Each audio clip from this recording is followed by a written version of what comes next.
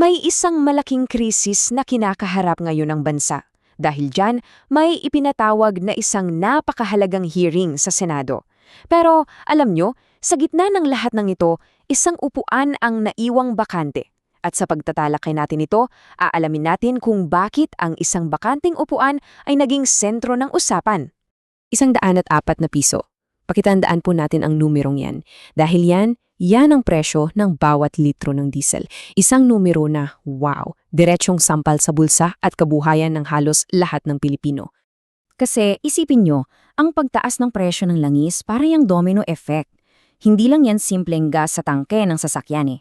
Kapag tumaas yan, sunod-sunod ang epekto. Tataas ang pamasahe, magmamahal ang mga bilihin, at syempre, mababawasan ang pagkaing maiahain sa mesa.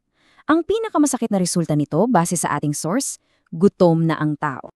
At sino ba ang unang-unang nakakaramdam ng bigat nito? Siyempre, ang ating mga tuser.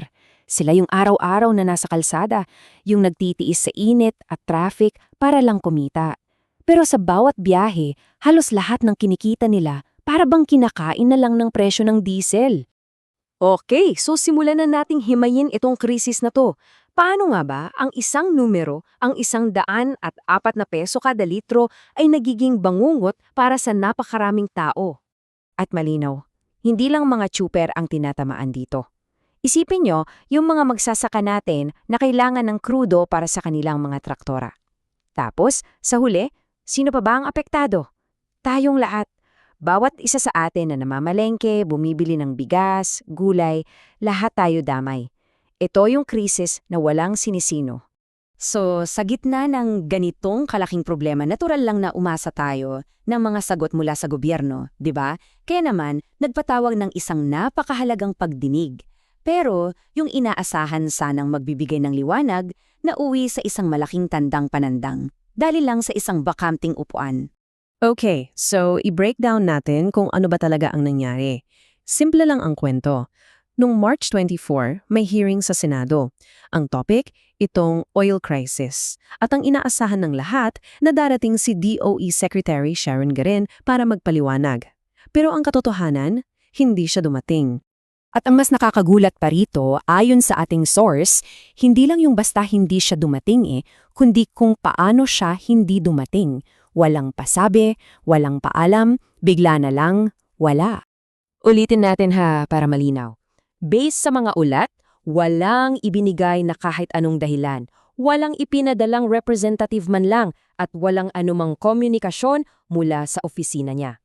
Para bang isang nakakabibing katahimikan sa gitna ng isang napakaingay na krisis. Pero yung katahimikan mula sa panig ng DOE, hindi ibig sabihin na naging tahimik ang lahat. Actually, may bumasag sa katahimikang yan. At sinong bumasag? Isang malakas na boses mula mismo sa loob ng Senado.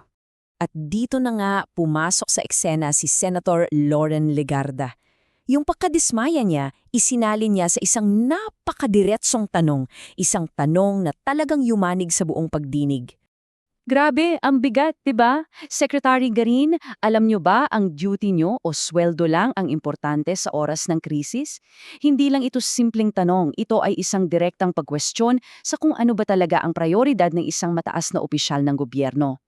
So heto yung punto. Malinaw ang mga tanong ng senadora.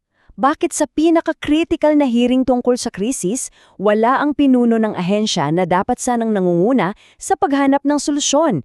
Habang hirap na hirap ang mga tao, yung pagliban niya nag-iwan ng isang mabigat na tanong, kawalan na ba ito ng pakialam? At dahil lang sa isang bakanting upuan, biglang lumawak yung usapan. Hindi na lang ito tungkol sa presyo ng langis, napunta na tayo sa isang mas malalim at siguro mas mahalagang tanong, ang tanong ng pananagutan. Dahil dito, dalawang malaking tanong ang lumutang. Una, sa ganitong sitwasyon, sapat na ba itong dahilan para mag-resign si Sekretarya Garin? O heto yung pangalawang option, dapat ba siyang pilitin na humarap sa susunod na hearing para magpaliwanag? Alin sa dalawa ang tamang hakbang? Yan ang tanong na naiwan sa ere.